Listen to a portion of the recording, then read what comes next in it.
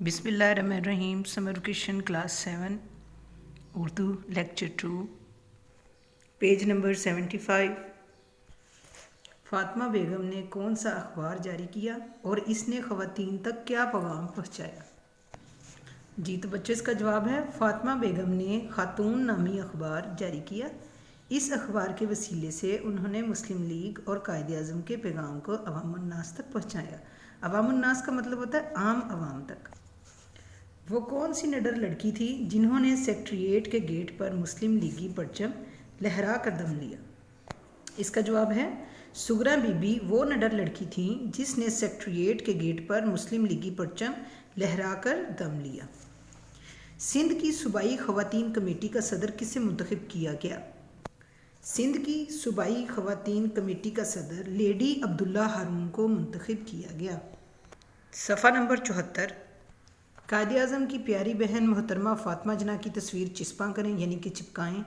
نیز وضاحت کریں کہ انہوں نے پاکستان کے حصول کے لیے کیا کیا خدمات سر انجام دیں. بچوں یہاں پہ آپ نے فاطمہ جناح کی جو ہے پکچر سٹیکر لے لیں یا کسی پرانی بک میں سے اخبار میں سے کاٹ کے لگا لیں اور نیچے آپ نے فاطمہ جناح کے بارے میں لکھنا ہے کہ ان کی جو خدمات تھیں وہ کیا تھیں. جی تو پیارے بچوں اس کا جواب ہے پاکستان بننے کی تحریک میں جب خواتین کے کردار کا ذکر کیا جائے تو قائد اعظم کی پیاری بہن فاطمہ جناح کی قربانیوں کے ذکر کو کون نظر انداز کر سکتا ہے؟ انہوں نے اپنی پوری زندگی اپنے بھائی کی خدمت کے لیے وقف کر دی. محترمہ فاطمہ جناح نے مسلم لیگ کے پیغام کو گھر گھر پہنچانے کے لیے جو جدوجہد کی تاریخ اسے بھی فراموش نہیں کر سکتی. آپ تحریک پاکستان میں پیش تھیں یعنی کہ آگے آگے تھیں اور مسلمان خواتین ان کے ساتھ قدم بقدم چل رہی تھیں. محترمہ فاطمہ جناح کی انہی خدمات کے اعتراف کے طور پر قوم نے انہیں مادر ملت یعنی قوم کی ماں کا لقب دیا. Page number 73. سول نافرمانی کی تحریک میں خواتین کو کن مشکلات کا سامنا کرنا پڑا؟ جی تو بچوں اس کا جواب ہے سول نافرمانی کی تحریک میں خواتین پر لاٹھیاں برسائی گئیں، ان پر آنسو گیس پھینکی گئی، انہیں پابند سلاسل کیا گیا یعنی کہ جیل میں ڈال دیا گیا، مگر کوئی رکاوٹ ان کے جذبہ آزادی کو کم نہ کر سکی. اگلا سوال ہے یوم دفاع منانے کا حقیقی مقصد کیا ہے؟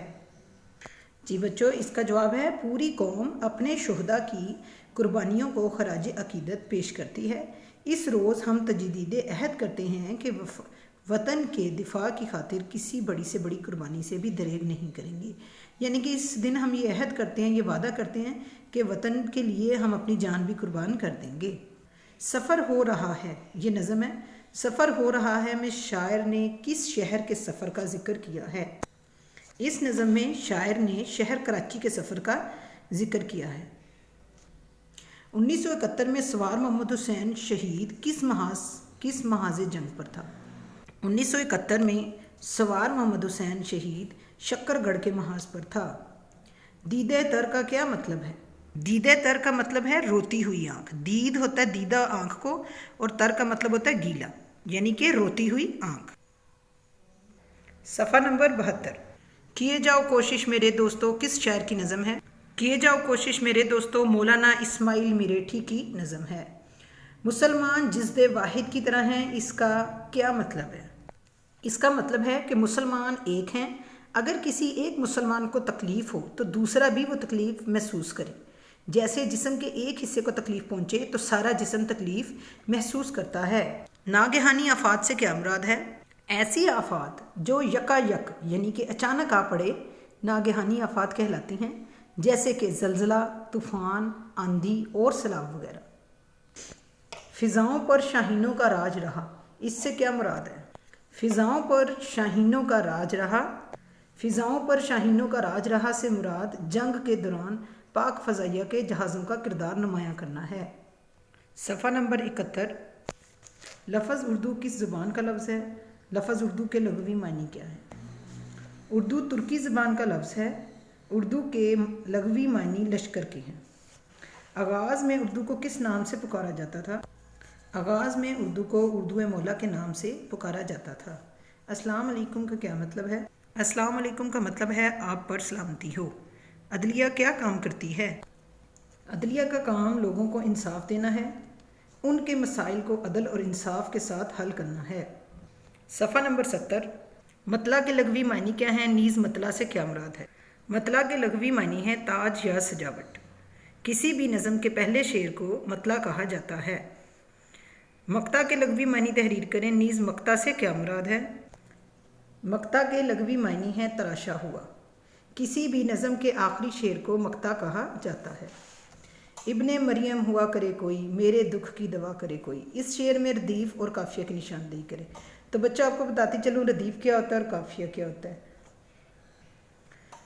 نظم میں وہ لفظ جو بار بار آئے، جیسے کرے کوئی، اس کو ردیف کہتے ہیں، اور وہ الفاظ جو ہم آواز الفاظ ہوتے ہیں جیسے ہوا، دوا، ان کو قافیہ بولتے ہیں۔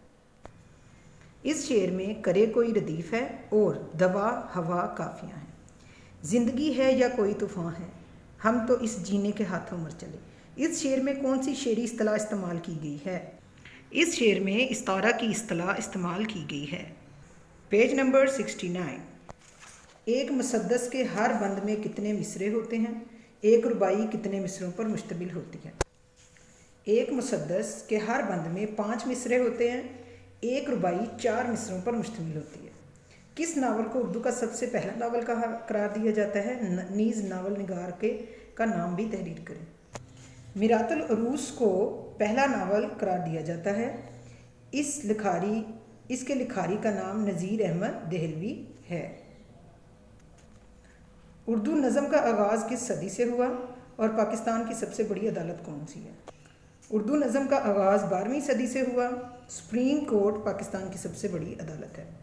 پاکستان کا قومی ترانہ کس زبان میں ہے اور یہ کس نے لکھا؟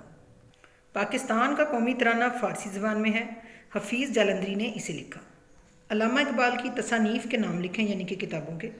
شکوہ اور جواب شکوہ، بانگ درا، بال جبریل، ضرب المثل، عکس لالہ طور، عکس اسرار خودی، ارغمان حجاز، اسرار و رموز، جاوید نامہ، جوہر آئینہ انجم، خضر راہ، خطبہ صدارت اور کلیات اقبال۔ جی بچوں، ان تمام سوالات کے جوابات آپ نیٹ رائٹنگ میں لکھ لیں اور ان کو یاد بھی کر لیں۔ انشاءاللہ نیکسٹ لیکچر میں ملاقات ہوگی۔ آپ لوگوں نے گھروں میں رہنا ہے اور باہر کسی نے نہیں جانا۔ اپنا خیال رکھنا۔ اللہ حافظ۔